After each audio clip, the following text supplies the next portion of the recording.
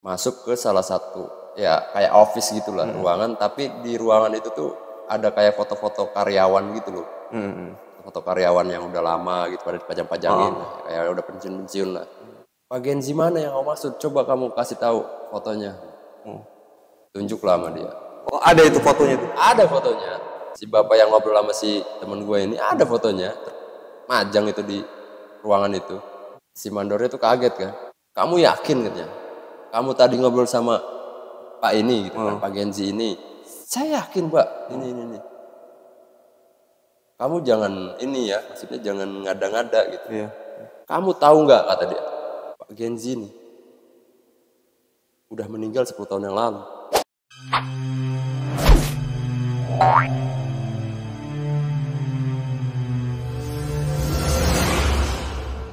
Assalamualaikum warahmatullahi wabarakatuh. Waalaikumsalam warahmatullahi wabarakatuh. Selamat datang lagi di channel Moke bareng kita Moko Dan Kyo.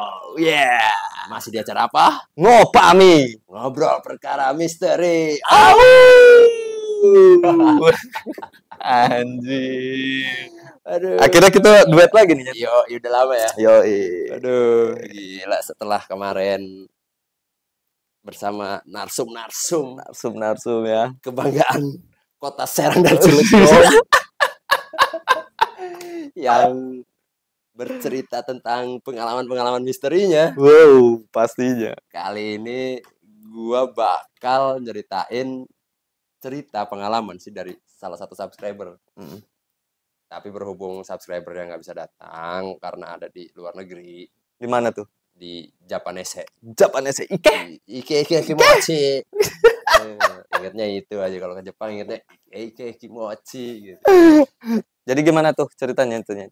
Ya, gua kan dapat DM nih dari salah satu subscriber sih. Iya. Teman gua juga. Iya. Oke. Nah, cerita gua dong nih. Iya. Tayangin di YouTube lo. Ya, siap gua bilang kan. Mau cerita apa lo nya?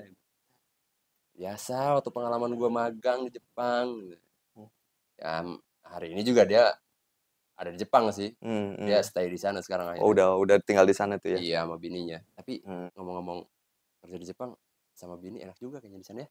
Enak lah. Pokoknya mah Ada 4 musim loh. apa aja tuh? Ya kan bisa lihat salju. Wih, lu Kagak panas hujan di Tangerang ada salju. Ya, jangan jauh-jauh ke Tangerang. Lo ke pabrik es aja. Serut ya. Iya lah, belum lihat salju.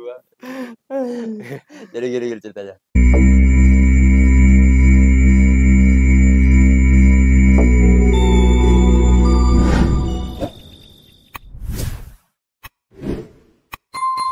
Ceritanya itu kampusnya tuh lagi ada program magang ke Jepang. Akhirnya teman gua nih ikut. Di tahun berapa itu, sorry? Gua rasa sih di 2012-2013 deh kayaknya. 2012-2013. Sebetulnya mah program magangnya sih buat mahasiswa-mahasiswa berprestasi sebetulnya. Terus emang berarti dia nggak berprestasi tuh? Iya. Selama ini gue nggak ada teman berprestasi sih waktu secara akademis gitu. Waktu zaman kuliah tuh nggak ada. Iya benar. Rata-rata ya modelan kayak lu gitu. Anjir. Kuliahnya kan. Anjir. Masuk nongkrong doang di kantin, balik lagi kan. Gitu. 4 tahun. Tapi tiap bulan minta, "Mah, kirimin yang kayak gini-gini nih." Jangan diikutin. Sebetulnya kan program magangnya nih buat ya mahasiswa-mahasiswa berprestasi secara akademis lah ya. Nah, berhubung si mahasiswa-mahasiswa akademis yang berprestasi secara akademis ini pada nggak berminat, karena kalau dia ambil otomatis kuliah dia tuh jadi panjang gitu loh, ngulur waktu kan, karena harus cuti lah karena dia magang kan, karena program magang itu lumayan lama, setahun. Nah akhirnya sih pihak kampus nih nggak buka buat umum lah ya, yang penting ngajuin proposal. Yuk siapa yang mau deh, tapi lo bikin proposal gitu. Akhirnya salah satunya ya teman gue ini. Setelah dia ngajuin, lewat beberapa bulan nih pengumuman nih ada di Mading kampus gitu kan, pusat informasi itu di kampus apa sih namanya dulu? Di Mading? Mading ya? Enggak, pusat informasi, layanan informasi gitu. Oh, nggak tahu ya, Bang. Nah, ada nama dia gitu loh dari 10 terpilih orang. Tuh ya? Ya ada yang daftar tuh yang ngajuin proposal tuh lumayan banyak sih, cuman yang emang yang diberangkatin tuh waktu itu 10 orang. Orang salah satunya ya teman gue ini lolos aja. Nah, singkat cerita nih, teman gue kan lolos nih. Iya. Ada namanya terpampang nyata di pusat layanan informasi kampus itulah.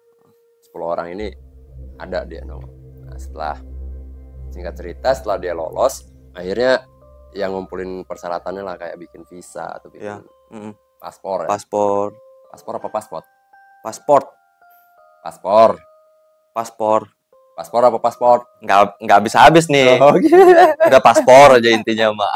Ya udah oke lah. Pokoknya dia ngelengkapin dokumen persyaratannya untuk ke luar negeri lah ya. Biasa lah, apa aja lah gitu kan.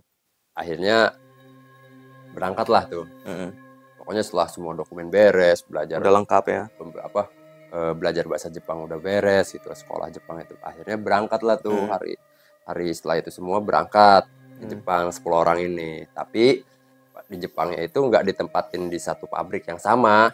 Iya, beda-beda lah. Beda-beda. Jadi dari 10 orang itu disebar ke 5 pabrik. Nah, kebetulan temen gue ini ada partner satu ini cewek. Nah, hari pertama dia magang itu ya biasalah dia kebagian si pagi waktu itu kerja pagi. Biasalah namanya awal-awal kan taruh di pagi dulu kan. Awal pagi, hari kedua pun sama, hari ketiga sama. Nah, sewaktu-waktu dia itu dapat shift malam. Nah, shift malam. Nah, menurut temen gue nih kan ruangannya itu dia tuh ditempatin di bagian yang emang ruangannya paling ujung gitu loh di pabrik itu loh. Jauh dari ruang apa ya, ruang istirahat gitu ya. Ruang apalah gitu. Nah, akhirnya dia ditempatin lah di ujung tuh. Kalau si cewek ini beda, bukan di produksi, di bagian apa gitu. Beda divisi lah. Enggak, bukan di administrasi sih masih. Oh, tapi masih di produksi juga. Cuman beda divisi lah, divisi apa gitu. Nah, sebelum jam istirahat pada saat dia shift malam itu ada bapak-bapak nyamperin pakai seragam pabrik. Lengkap ya. Pakai seragam pabrik lengkap. Ya pabrik yang dia kerja itu. Biasalah apa nyapa dengan bahasa Jepang lah. Gua nggak tahu sih bahasa Jepang mungkin. Arigato, gitu biasa gitu kan. Nggak tahu sih itu bahasanya kan. Genji. Ya, intinya dia saling sapa lah gitu, saling sapa. Oh ya, saya dari Indonesia, dia bilang kan. Perkenalan lah ya. Teman gua dari mana kan? Kamu kerja apa magang di sini gitu? Saya magang, Pak. Saya ada program magang lah dari perusahaan ini kan. Kebetulan kerjasama sama kamu saya, kata dia. Oh, ya udah. Kalau kerja di sini yang teliti, dia bilang kan hati-hati, jangan sembrono atau apapun. Oh iya Pak, terima kasih gitu bimbingannya. Biasalah. Ya udah, selesai sampai di situ ya pergi sih bapak-bapak. Besoknya kerja malam lagi kan. Kerja malam lagi ketemu lagi sama si bapak-bapak itu. Sambil ngasih tahu nih masih ini kayak gini. Ngajarin itu ya. Iya, bukan ngajarin sih, lebih ke kayak kalau mau bagus ya kerjanya kayak gini gitu. Ini. Iya. Ngasih saran lah gitu kan. Nih yang mau cepet kayak gini lah. Dan itu nggak ada yang curiga gitu loh, nggak curiga apa-apa gitu.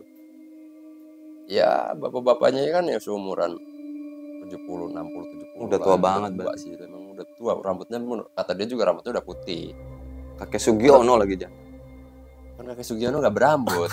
Botak. Oh iya botak ya. Kok gua apal. Kok gua apal. Lo penikmat lo fans kakek Sugiono anjir. Ya, jadi si bapak-bapak itu kalau nemuin dia tuh selalu pakai topi kayak lo gitu tapi putih gitu, putih biru gitu kan. Karena seragamnya tuh kayak ada putih ada biru gitu. Nah, setelah hari ketiga ketemu lagi sama si bapak-bapak itu. Masih shift malam loh ini. Tapi si mentornya ini kayak mandor lah gitu ya. Ngeliatin si temen gue ini gitu. Ngeliatin. Kebetulan waktu itu ngeliat temen gue. Kata si mandor nih, ngapain nih anak kok ngomong sendiri gitu. Ngobrol sama siapa sih gitu, ngobrol sendiri gitu. Tapi sama si mandor tuh nggak dipanggil atau apa ya, udah diemin aja. Nah, pas jam istirahat masuklah ke ruangan tuh kan. Si mandor tuh nanya sama temen gue tuh, kamu tadi ngobrol sama siapa gitu. Lagi kerja tuh jangan ngobrol. Ya jangan sibuk sendiri ngobrol. Kamu teleponan ya, dikirain teleponan. Oh. Ya kata temen gue, ya ngobrol sama Pak ini gitu. Ya Pak si Jepang ini, yang orang tua ini gitu. Pak Jisung lah kita namanya. Pak Jisung mah Korea. Sekalian si Taeyong gitu kan. Kita anggap aja namanya Bapak Genzi ya? Oke, sebut saja Pak Genzi ini Pak lah ya. Genzi. Kata temen gue nih, Pak Genzi lah. Sebenarnya Pak Genzi mana? Nggak ada karyawan ini namanya Pak Genzi. Loh, tadi saya ngobrol Pak sama ya Bapak Genzi ini gitu. Kamu ini gitu, kerja kok sambil teleponan. Saya nggak nelpon Pak, kan telepon saya taruh di locker gitu loh. HP saya taruh di locker gitu. Saya nggak percaya sama kamu. Kamu kalau masih ya Pak, kamu kalau masih pengen magang di sini kerja yang benar. Oh iya Pak, maaf ya udah. Akhirnya teman gua nggak ngambil pusing lah, ya udah Pak, maaf. Ngalah aja ya. Ngalah gitu kan, karena dia juga belum lama kan. Esokan harinya dia shift malam lagi nih, seminggu nih dia shift malam nih. Jadi esok malamnya shift malam lagi, ketemu lagi lah masih bapak-bapak ini, Pak Genzi nih. Kebetulan si Mandor nih ngeliat lagi. Lihat lagi. Nah, pas jam istirahat, tegur lagi lah temen gue nih. Beneran Pak, saya nggak teleponan. Saya lagi ngobrol sama Pak Genzi. Kamu jangan ngada-ngada. Pak Genzi mana yang kamu maksud? Kata Mandor itu kan. Pak Genzi ini ya bahasa Jepang lah Genzi. Uremegawa ya apalah gitu lah gitu kan. Terus diceritain gak tuh detail wajahnya segala macam atau? Enggak. Enggak. Yakin kamu, dia bilang. Iya Pak, saya nggak ini. Yang saya lihat kamu tuh ngobrol sendiri. Enggak loh Pak, saya ngobrol sama Pak Genzi ini loh. Ngapain saya ngobrol sendiri gitu kan? Coba deh, kamu ikut saya. Akhirnya ikutlah temen gue nih. Masuk ke salah satu ya kayak office gitulah, ruangan. Tapi di ruangan itu tuh ada kayak foto-foto karyawan gitu loh. Foto karyawan yang udah lama gitu pada dipajang-pajangin. Kayak udah pensiun-pensiun lah. Yang dipajangin kan otomatis yang udah punya jabatan-jabatan. Pak Genzi mana yang kamu maksud? Coba kamu kasih tahu fotonya. Mana ada namanya Pak Genzi? Yang ini Pak. Tunjuklah sama dia. Oh ada itu fotonya tuh? Ada fotonya. Si bapak yang ngobrol sama si temen gue ini ada fotonya. Majang itu di ruangan itu. Akhirnya si Mandornya tuh kaget kan. Kamu yakin katanya? Kamu tadi ngobrol sama Pak ini gitu kan, Pak Genzi ini. Saya yakin Pak, ini. Kamu jangan ini ya, maksudnya jangan ngada-ngada gitu. Iya. Kamu tahu nggak kata dia, Pak Genzi nih udah meninggal 10 tahun yang lalu. Udah lama itu. Makanya, kata temen gue juga shock dong. Terus yang saya ngobrol itu masa sama setan. Akhirnya Mandor juga marah-marah juga. Kamu jangan sembarangan kalau bicara katanya. Oke lah, berdebat lah tuh teman gue sama si Mandor. Akhirnya besok itu pas habis berdebat itu besoknya dia off. Nah off. Nah kemudian pas hari masuknya itu dipanggil lah teman gue nih ke office nih sama si Mandornya itu. Kalian ada apa? Katanya saya dengar kemarin kalian ada perdebatan gitu loh di luar. Akhirnya ceritain lah sama si Mandor. Masa si anak magang ini ketika kerja ngobrol sama Pak ini, Pak Genzi ini. Bapak kan tahu Pak ini kan udah meninggal gitu, 10 tahun yang lalu. Kaget dong. Si yang punya pimpinan ini kaget. Tapi nggak marah. Nanya lah sama temen gue, kamu beneran itu ngobrol sama Pak ini? Bener Pak gitu. Kalau kata Pak Mandor kan saya sambil teleponan kan ada di locker, buktinya ada tuh di locker gitu loh, saya handphone taruh di locker. Pak Mandor ini nggak percaya, makanya marah-marah sama saya, digituin sama temen. Kata Mandornya tuh, iya kan Pak, nggak mungkin, masa iya orang yang udah 10 tahun lalu meninggal bisa ngobrol gitu loh. Ya sudahlah, ini cuma salah paham. Ya tapi batuk Pak Haji. Kata si Bimina, kalau bisa cerita ini jangan sampai tembus ke teman-teman kalian yang lain gitu. Karena bisa ngeganggu kinerja pekerjaannya lah gitu. Nah si Mandor disuruh balik lagi ke tempat kerjanya kan sama si pimpinan ini, tapi teman gue ini disuruh stay di situ. Si pimpinan ini ngobrol sama teman gue, ya sudah, saya percaya sama kamu. Soalnya saya juga pernah nemuin kalau Pak Genzi tuh lagi nongkrong juga di situ gitu, di mesin itu.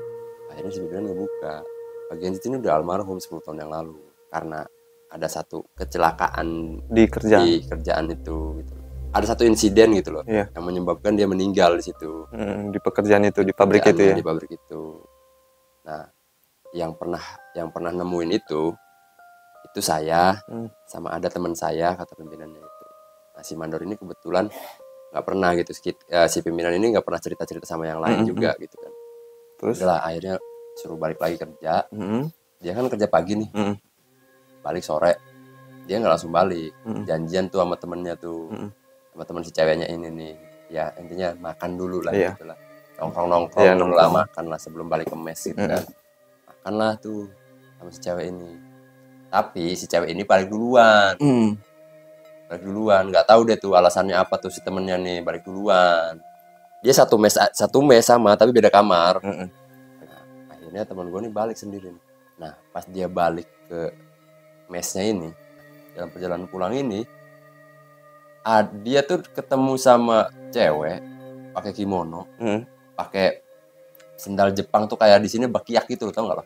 Iya, bakiak ya. Gitu ya, kan Jepang gitu. Iya, betul. Tok. Temen gue kan pakai sepeda tuh. Awalnya papasan sepeda nih ini. Nah, setelah papasan, si cewek ini balik kanan, ngikutin. Iya, ngikutin. Terus udah ngebut nih, temen gue juga ngebut kan. Tapi jaraknya tuh nggak jauh gitu loh, segitu aja. Pelan segitu, ngebut segitu gitu jarak antara si temen gue nih sama cewek ini yang kimono ini, pakai kimono ini.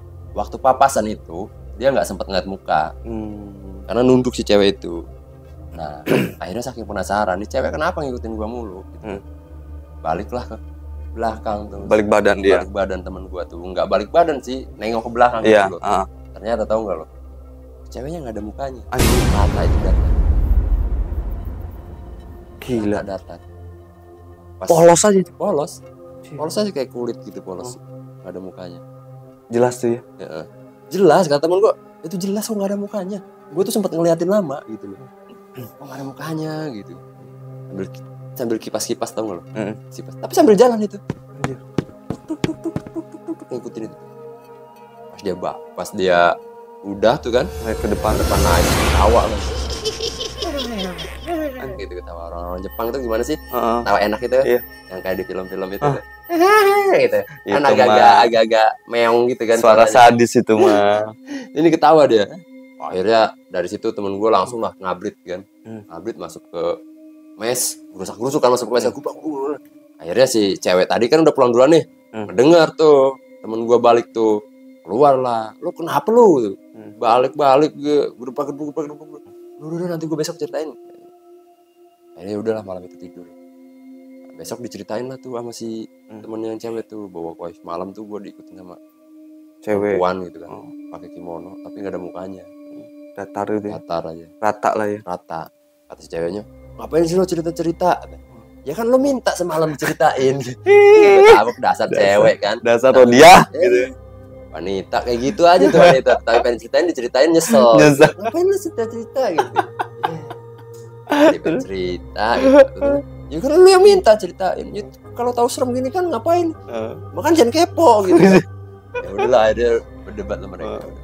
Nah, akhirnya pas mau tidur tiba-tiba barang jatuh dari atas lemari. Gila. Ya pokoknya apa aja. Pokoknya dari semenjak kejadian Pak Genzi itu ya. Ya Pak Genzi itu gitu loh. Terus gak usah cerita-ceritain itu gitu sama si pemimpinnya. Tuh pas balik situ tuh ada aja gitu loh. Kejadian-kejadian aneh di mesnya dia itu. Pas kejadian pas dia dapat shift malam lagi, ya agak takut lah gitu loh ke situ tuh. Akhirnya nggak fokus dia kerja kan. Akhirnya dimarahin lagi juga sama mandornya. Kamu nggak fokus ini. Iya, temen gue sih ya memang mengakui bahwa dia emang nggak fokus itu. Cuman kan kalau dia jawab kalau saya takut kan nggak ya inilah ya. Gitu loh. Seminggu kemudian karena dia udah si pagi nih, balik kan sore nih, ketemu malam kan, itu udah kejadian lagi di kamarnya. Apa itu? Bapak si itu tadi nyamperin di kamar. Anjir, Pak Genzi itu? Iya. Ngapain? Iya, ngajak main catur kan. Kesel dia di pabrik sendirian aja, ya kan? Gak ada teman dia. Oh, temennya, gitu, ada temennya tuh. Si mandor tuh ngasih tahu gue hantu lagi kan. Geblek lo gitu. Satu mandor nih gitu kan. Dateng lah itu ya kotak-kotak. Awalnya nggak ada tuh di Jepang kan, tahu nggak suka ada. Ya lubang ya kaca itu ya kan. Yang kayak di anime. Di anime apa di filmnya ini? Hello mah dasar mesum aja pikiran. Nah, nggak ada tuh. malam-malam loh gitu.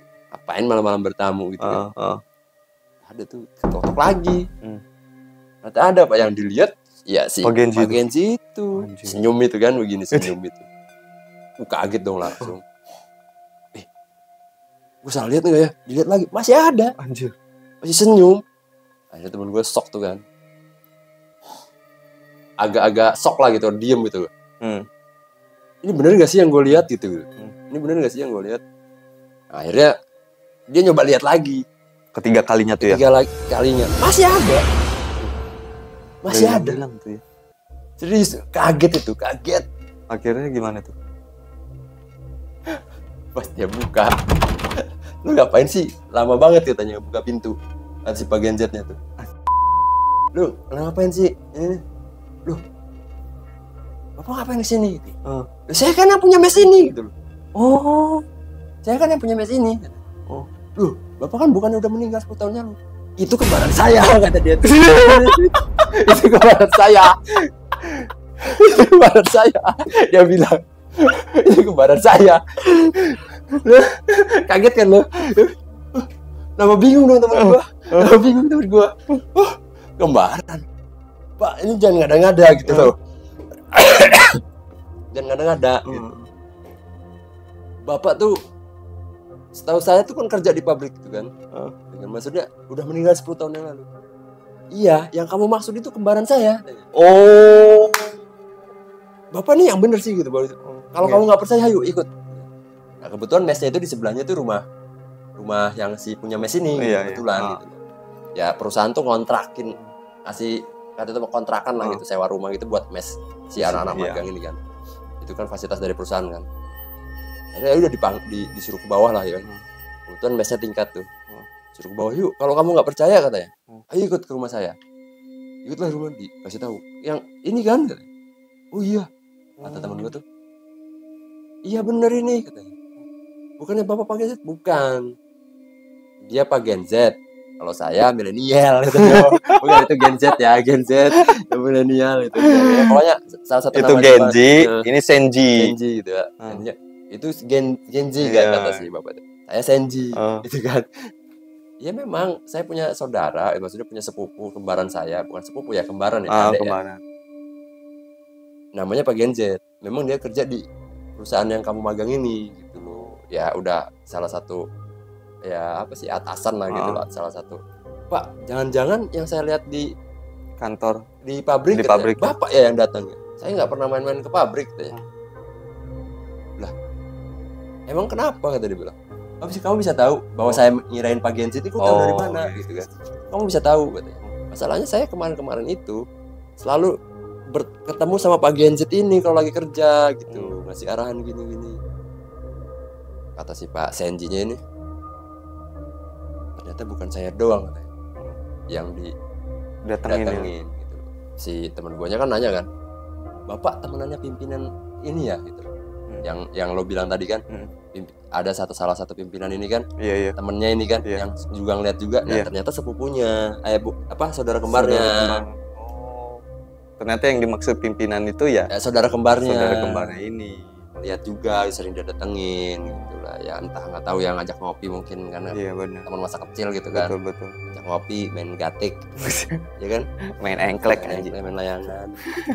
Terus akhirnya sok lah temen gua. Yang saya alamin ini udah kayak apa ya gitu loh. Udah kayak ya nggak nyata gitu loh. Kok ya bisa gitu. Dia bilang, iya mungkin ini udah memang harusnya kamu ketemu gitu. Memang kamu harusnya ketemu. Masalahnya yang didatengin yang pernah ngelihat kembaran saya ini cuman saya, bos kamu di pabrik, dan kamu gitu. Gila. Akhirnya si teman gue cerita loh, soalnya setelah kejadian itu Pak, di kamar saya tuh sering kejadian-kejadian aneh. Ada cewek ketawa gitu, terus barang-barang gerak sendiri, jatuh sendiri, bunyi-bunyi apa gitu. Pengen berinteraksi mungkin. Iya. Masalahnya sebelum kamu pun saya sering seperti itu gitu di rumah. Gitu. Ya kebetulan dia tinggal berdua sama istrinya doang gitu loh. Anak-anaknya udah pada ke luar kota gitu, punya usaha-usaha sendiri lah. Orang Jepang kan gitu kan, ditinggalin kan orang tuanya kan. Berarti udah sepuh juga tuh ya? Udah sepuh, udah umur 60-70-an lah gitu. Setelah kejadian itu masih sering lah digangguin. Cuman ya udahlah karena udah kebiasa diganggu udah terbiasa. Udah biasa diganggu jadi ya udahlah gitu. Ya akhirnya mah ya udah jadi hal yang biasa menurut dia. Iya. Bayangin lu, makanya gue bingung juga pas diketok-ketok kan. Nongol. Lihat deh. Anjing ya besok lah. Anjing. Akhirnya penasaran ya buka gitu. Apa ngapain di sini? Saya punya Messi. Punya Messi.